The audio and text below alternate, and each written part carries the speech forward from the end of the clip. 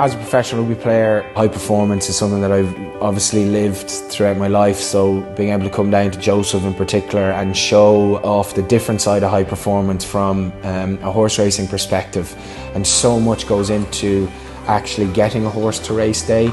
And I think that's one of the biggest things, that when people join syndicates and they become members of any syndicate, they actually see the day-to-day.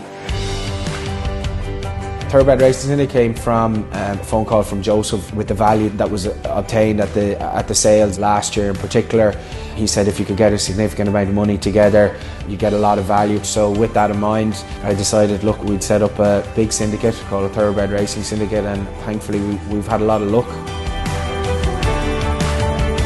Relaxed Artist was a colt that we bought in the IRE sale last year at Goffs. He was off on the horse. I had trained his brother, so immediately we had an interest in him, and he always showed up well and he performed well on the track afterwards.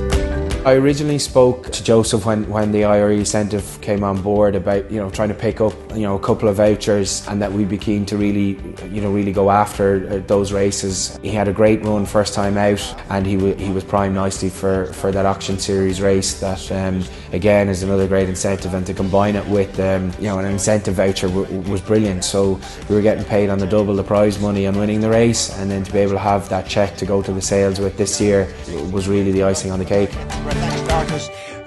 The IRE Incentive Scheme has been a fantastic initiative this year, and any of my horses that qualify for those races, we're keen to exploit them and to compete in them. I suppose the Irish Thoroughbred is renowned all over the world. Any race meeting you go to, Australia, America, like I say, anywhere in the world, you'll see our Irish-bred horses performing right at the very top.